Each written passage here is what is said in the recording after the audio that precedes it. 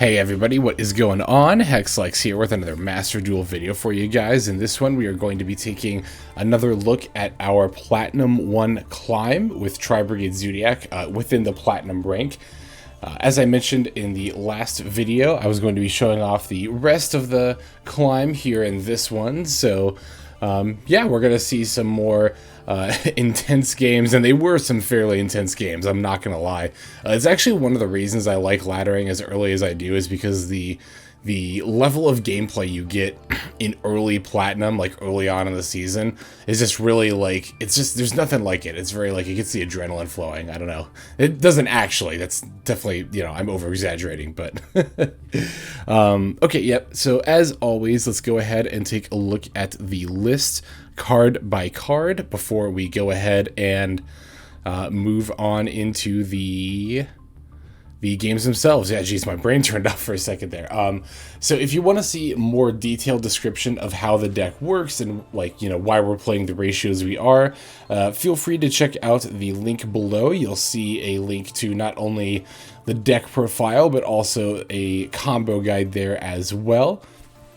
You can also find a list of all the cards, like, typed out in the description if you're looking for that too. So, but yeah, as I said, I will go through the deck right now as well. We've got 3 Tri-Brigade Nervall, 3 Maxx, 2 Tri-Brigade Kerass, 3 Tri-Brigade Kitt, 3 Ash Blossom and Joyous Spring, 1 Zoodiac Whiptail, 1 Zoodiac Thoroughblade, 1 Zoodiac Ramram, 3 Tri-Brigade Fraktall, 2 Nibiru, the Primal being, 1 Harpie's Feather Duster, 3 Pot of Desires, 1 Lightning Storm, 3 Fire Formation Tenki, 2 Called by the Grave, 3 Forbidden Droplet, 2 Infinite Impermanence, and 3 Tri-Brigade Revolt. Down here in the extra deck, we've got 1 Zoodiac Tigermoartar, 1 Zoodiac Drident, 1 Zoodiac Boarbow, 1 Zoodiac Chakanine, 1 Divine Arsenal, AA-ZEUS Sky Thunder. And again, I have been told that's actually how that's, or I've read anyway, that's how that's pronounced. 1 Salamangreat Almiraj, 1 Ancient Warrior's Oath Double Dragon Lords, 1 Tri-Brigade Fraktall, the Barren Blossom, 1 Tri-Brigade Boarbow, the Rampage Rampager, 1 Racefulger, the Desperate Doom Eagle, 1 Tri-Brigade Rugal, the Silver Sheller, 1 Appaloosa, Bow of the Goddess, 1 Axis Kotalker, and then 2 Tri-Brigade Shurug, the Ominous Omen. Yeah, so this is, obviously, it's still the same list I've been running with. I am still liking, even at this point in time that I'm recording this, the droplet change. And I do actually plan on keeping it from now. For those who may not have seen the last video, or which would have been the deck profile update, it was a very minor update. I did make just a 1 card change. I swapped out the 3rd Infinite Impermanence for a 3rd Forbidden Droplet, which, as I just said, is a change that I'm still pretty satisfied with and still plan on keeping at the time of recording this, which is still, you know, fairly early on in the season. So, okay, yeah, let's go ahead and take a look at the games here. Okay, so the first duel we're going to be taking a look at here is against a 60-card Burning Abyss deck.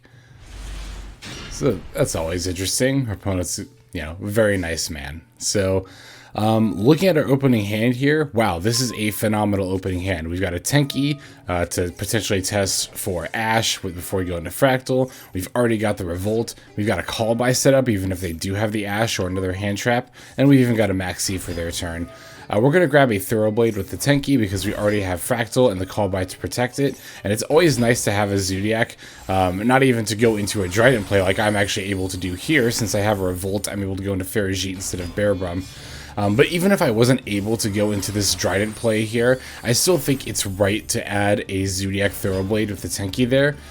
Ooh, our opponent does have Nibiru. That's right, I actually forgot that was this game. But we've got Maxx, so that definitely softens the blow of Nibiru there. So, yeah, that is something to think about. I mean, I still think it was right to go for the Drident line there, but you do want to be considering Nibiru. But we got our own Nibiru as well from our Maxx draws.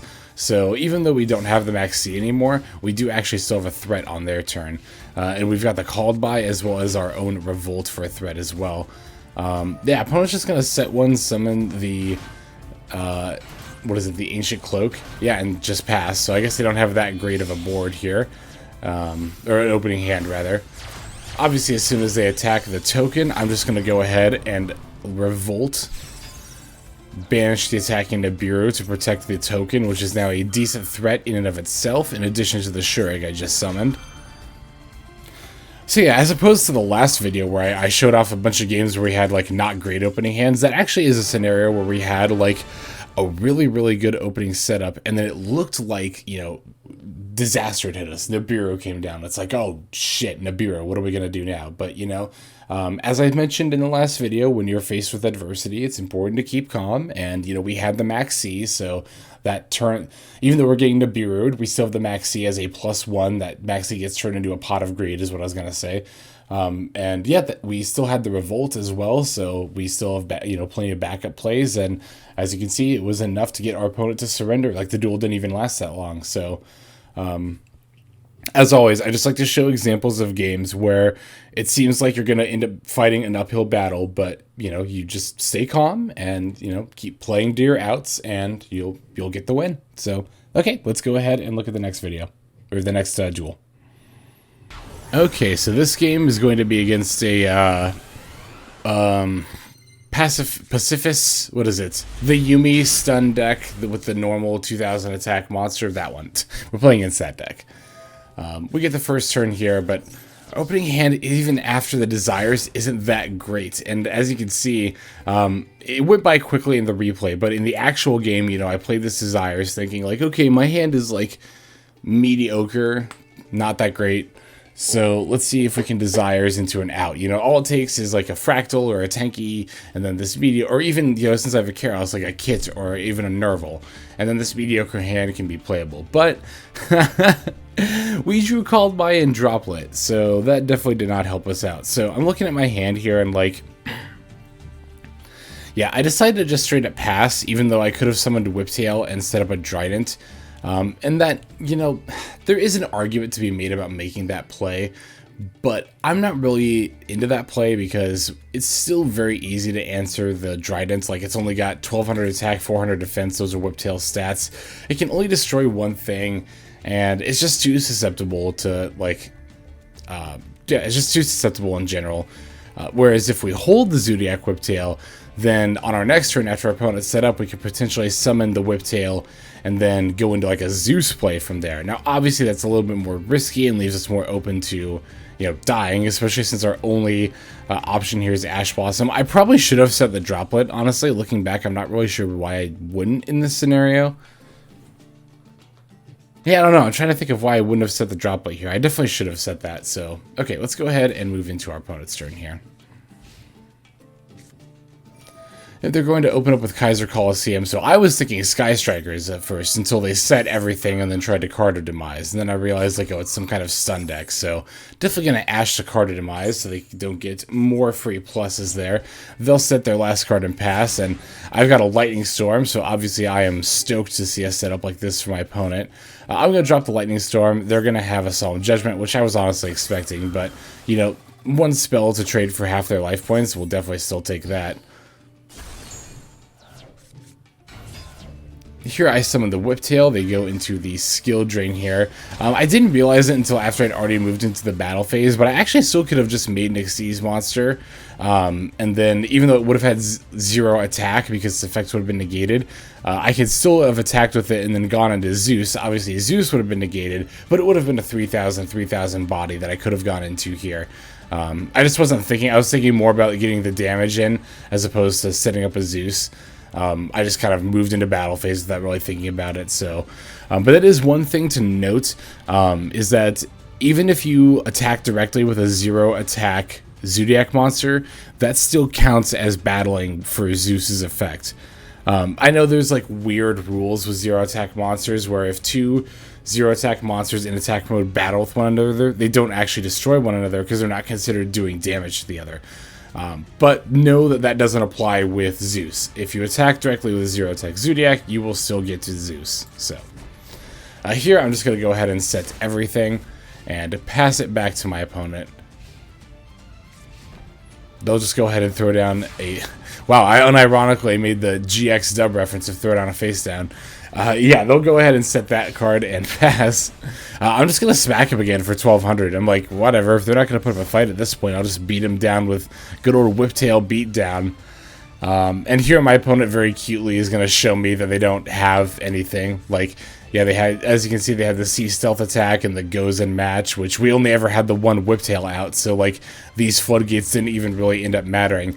And this is what I meant in the How to Play Against Eldritch video and my Eldritch deck profile, when I meant like the back row, the floodgates are not necessarily the scary part, the Golden Lord is. And this game is a prime example of that. Like, you can be playing against stun, and they can have all of the floodgates in the world, but if they don't have an actual threat of their own to back those floodgates up with, then it's all just, you know, hot air. Like, it's not anything at all that you have to worry about. So, yeah, as you can see, I was able to just win by doing Whiptail beatdown here.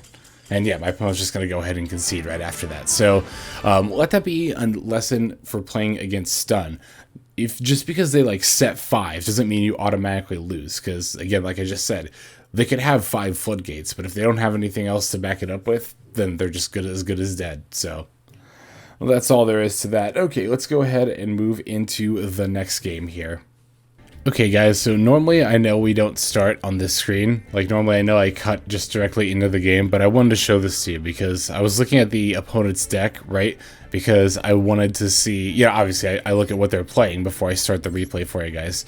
So I went to confirm opponent's deck, and this is actually kind of cool. If you look at their build, we're almost playing a card-for-card mirror match. Literally, the only difference is my opponent is playing a Tech DD Crow instead of Harpie's Feathered Esther. So I just thought that was neat. Like, so yeah, this next game is not only a Tri-Zoo mirror match that we're about to see here, but it is an almost literal exact mirror match, except for a 1-card difference. So let's go ahead and jump right into it here.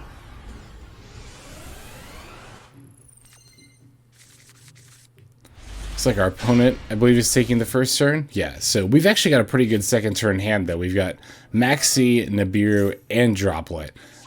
Definitely 3 cards you would love to see, or you do love to see, if you're going second there. So we can tell, obviously, from the Tenki and the Fraktall that we're going to be playing against the mirror match here. They get their graveyard set up, which is a little bit scary, but they do have a Kerass here they're going into, which is really what you like to see when you've got Maxx, because they have to commit the special summon, and you are guaranteed at least 1 draw. I mean, really, you can Maxx when your opponent's committed to a special summon either way. So yeah, from there they're going to summon Whiptail and then overlay into Drident, but they're not going to be doing any more summoning after that.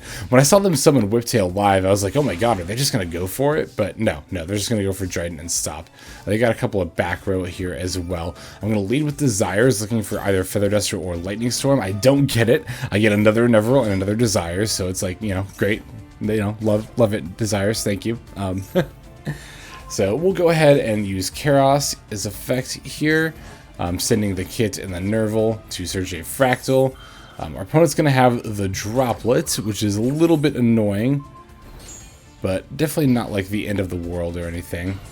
I'm going to go ahead and summon Nervall. My opponent's going to actually respond with Drident to try to destroy it, but I'm going to go ahead and flip Droplet. My opponent is going to respond with Revolt, so they are definitely determined for me to not get my effect off, which, I mean, I don't blame them. Obviously, it's the right play, but this is going to have an unintended consequence for my opponent here. In activating Revolt, they have obviously now done more than enough summons to enable my Nibiru here.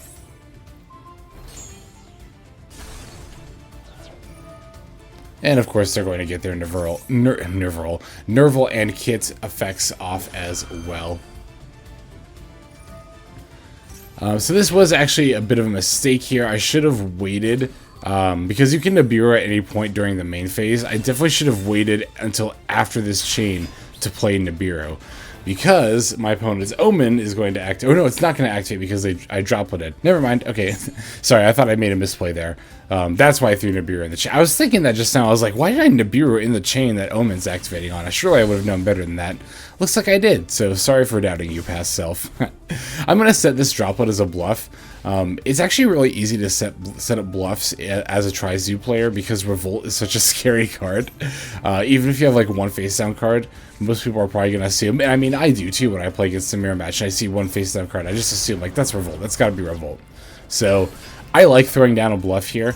My opponent's going to banish the Nibiru anyway, so they don't fall for it, but it's still, you know, a nice little option to have there. So here they're actually going to do a play which I don't really do too often, and that's linking away Omen for Farajit, and then getting the Omen search and then summoning whatever you search off. I don't know, I'm just not a huge fan of the line. I mean, don't get me wrong, there are times when it's correct, but like when my opponent does it here just now, I don't know if it's the correct play. I really don't. And I kind of don't think it is, to be quite honest, but, you know, to each their own.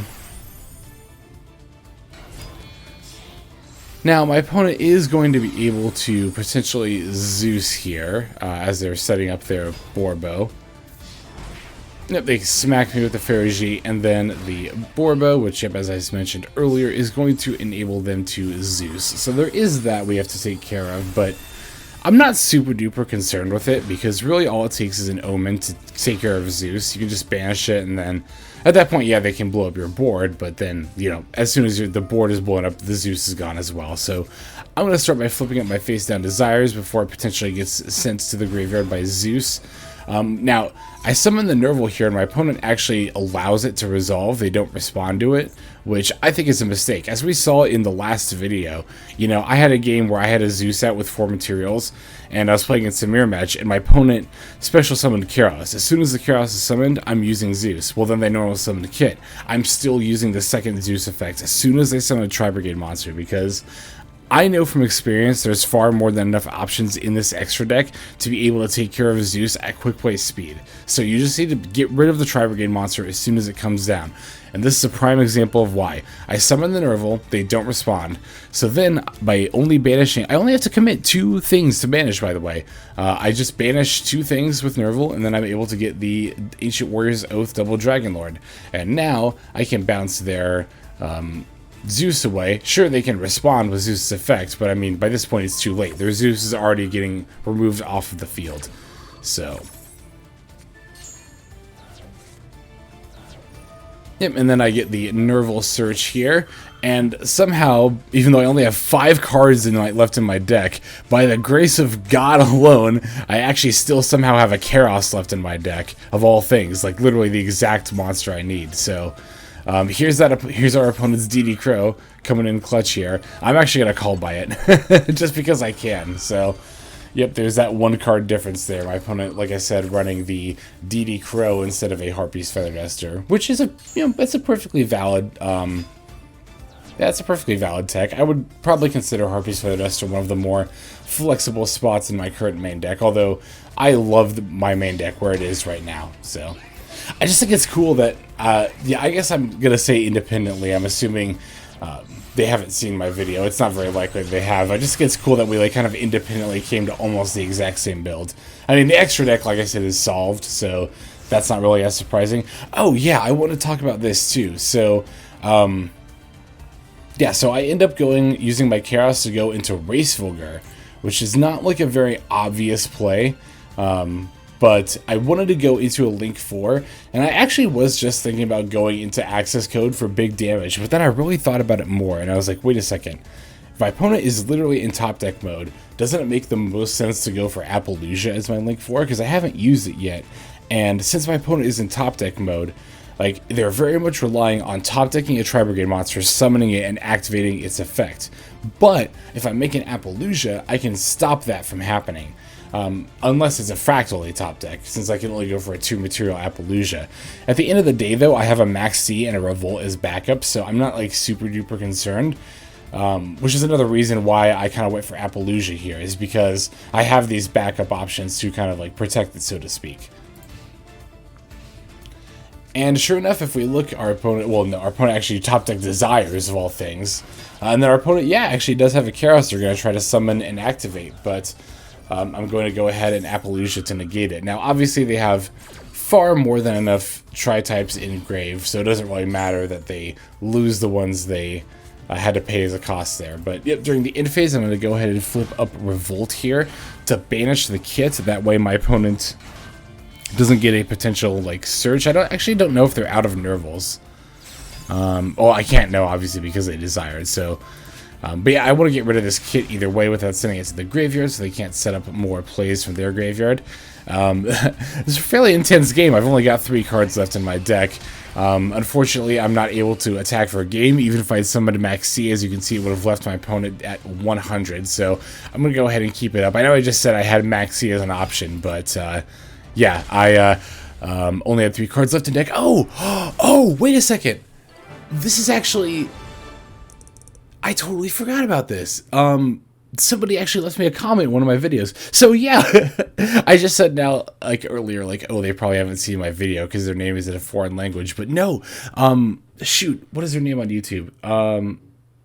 I'm sorry, I could look right now, but it would just, I don't have my browser open at the moment. But yeah, no, they actually left a comment saying that they had played against me. So yeah, shout out to you. Okay, so maybe you had seen my build, and that's why we had a similar build. Okay, gotcha. That makes a lot more sense. So, cool. GG's. You know what? I feel bad. Let me, hang on. I'm going to cut this out. 1 sec. Okay, we're starting the next replay here, but in between those 2 games, I did look up, Matthew, M-A-T-T-Y-U, Matthew, Almost Severo. That is the name of the commenter, who I played against in that last replay. So, yeah, good games there, my friend. Yeah, okay, so it looks like we are playing against, oh shoot, I didn't look. Oh, it's a, that's right, this is a Dragon Link deck. Yep, so my opponent Maxx in response to me normal summoning Kitt. Obviously, I don't want to play into that, with the Almiraj play, so, yeah, I decided to just go ahead and kind of end it there, setting a Droplet as a backup. I do have the Kitts to send with Droplet, so that's nice. My opponent's going to go into a Striker Dragon, and from here into a Boot Sector Launch. As soon as that activates, I'm going to go ahead and respond with Maxx's effect. So that way we can obviously get draws and then limit what my opponent can do, but unfortunately they've got the Ash Blossom, so that in turn is going to limit very much what I'm able to do here. Well, we do still have the Droplet and the Kitts as well, so, you know, there's not like, it's not like we've just lost at this point. Opponent's going to set up Hieratic Seal of the Heavenly Spheres, which is a little bit scary, but fortunately they don't do anything else, so that's actually pretty nice. Alright, from here I'm going to go ahead and just go right back into my Almiraj play, since I've already got the Kitt out, and this no longer just costs me my normal summon, and can set me up for some plays here. So, yep, I'll use the Kitt to send Nervall. Nervall is going to add, or sorry, I'll use the, yeah, no, I said that right. I'll send the Kitt to send Nervall. Nervall is going to add Kerass. From there, I'm going to banish 3. I know my opponent's going to respond with the Heavenly Spheres effect here. Oh, sorry about that, my chair. A little squeaky there. Yeah, I know my opponent's going to respond with the Heavenly Spheres effect, but I'm not trying to actually go into a Link play. My main goal here is to go into a Zoodiac into a Zeus play, so that is why I am totally fine with my Racefogre getting bounced back there. I'm just going to go ahead and get rid of my opponent's Dragon, or what is it, Anis Rocket? Abso-Router, sorry.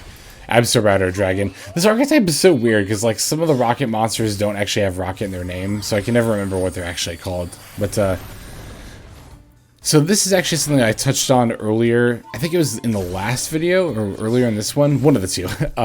But using Drident in the middle of your Zoodiac chain leading up to Zeus to take care of a problem card. Like, my opponent only had the Boot Sector Launch and no other card on the board right there, so...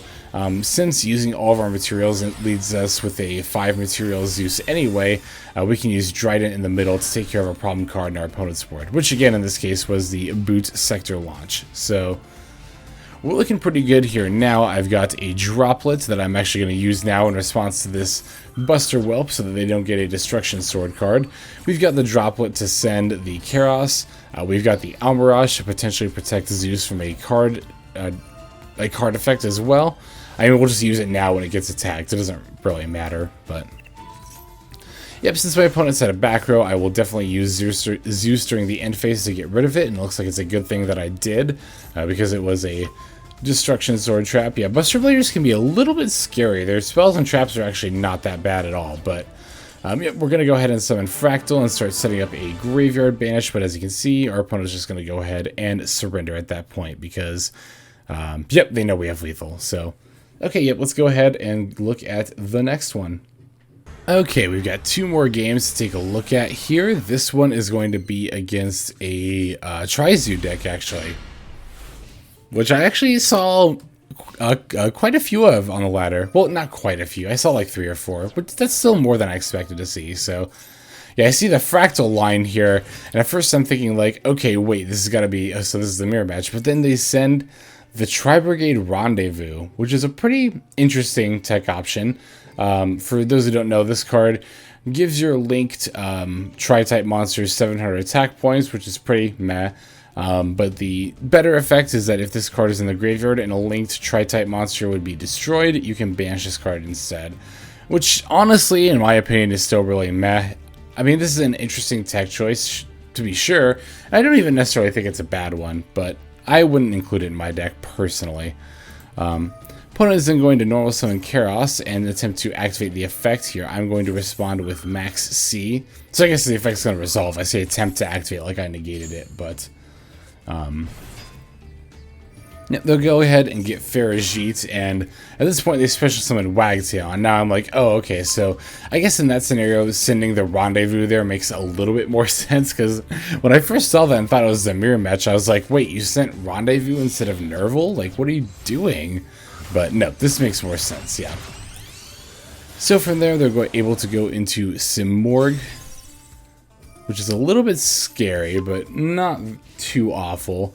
Fortunately, I do have the droplets here in case they drop an Apex Avian or a, yep, I was just about to say, Wind Barrier statue. I'm honestly still not a huge fan of the Wind Barrier statue in the Leerlisk decks. I mean, I don't think it's bad per se, but I think generally speaking it's better to go for Apex Avian. Like, Apex Avian I think is better at stopping your opponent than the Wind Barrier statue in most scenarios. The Wind Barrier statue is just too easy to negate, too easy to run over. It's just too easy to out, in my opinion. And so here we're able to do a bit of finessing to set up our graveyard here. We even get the Zoodiac Thoroughblade in order to send... I think we actually send a Ramram, but instead of doing a weird play for 2 Material Appaloosa, I'm just going to go straight into Shurig. Banish their Simorgh. Run over their stuff, smack them for 3,000. I think I did actually miss lethal here, if I recall correctly. Couldn't I have banished the statue and then gone for an access code in some capacity? Maybe not. I thought while I was playing this game I spotted a potential lethal. No, that's right. I thought maybe there was a lethal. I don't think I could have quite got to lethal, though. I could have done more damage, but not quite lethal. So... yeah, our opponent's going to use a Bird Call here. They're going to start setting up their Leerlisk plays. I've got a Revolt as well as a Nibiru, so I'm not particularly threatened by what my opponent can do. And actually, I forgot they conceded that earlier. I thought they conceded when I flipped up a Revolt, but I guess they just decided that they couldn't play through my board given what they had in their hand, so they just decided to end the game there. Okay, whatever. That's perfectly fine with me. Let's go ahead and take a look at our last game. Okay, so this is the final replay we'll be taking a look at for this video. This is going to be a match against Drytron, and I actually remember this game because this wasn't my final boss, quote-unquote. For those who don't know, final boss is kind of like a fun term to call the last opponent you face before you get to top rank, but let me just pause because I want to mention this real quick. So I wanted one of these games that I showed off to be my final boss battle, like the last game that I won getting into Plat 1, but funnily enough, the last duel that I won before going to Plat 1, it's funny, I remember this, I went first, I won the coin flip, and I had an amazing opening hand. It was like Fraktall, Kitt, Thoroughblade, called by Revolt. I'm pretty sure it was exactly that hand, and I was like, oh, this hand is sweet for going first, I get to go first, this will be a great game to show. And then literally right as soon as the game started, my opponent disconnected. They disconnected and I won the duel, so it was like... cool. Okay, so I won't get to show that as my final boss. So this was actually my second to last game leading up to Plat 1. So I do get to show at least this one off. So like I mentioned, this is going to be against Drytron here. We do have an Ash and a Nibiru, so that's pretty good for going second. Opponent is going to start to do their Drytron stuff. I'm going to wait and save the Ash for their, like I mentioned earlier, their Aldabia, because generally speaking, you want to Ash whatever searches their Ritual spell card. They have much easier access to their ritual monsters in general with stuff like Ben 10. So you generally just want to ash whatever gets their ritual spell. Of course, most of the time they do this. They just Divine Herald for the Herald of Arclight anyway, but you know, at the very least, they're forced to use their Herald Search for that. So, alright, our opponent is going to Ritual Summon to get their Ben 10 up. And then from there, they are going to go into good old Beatrice.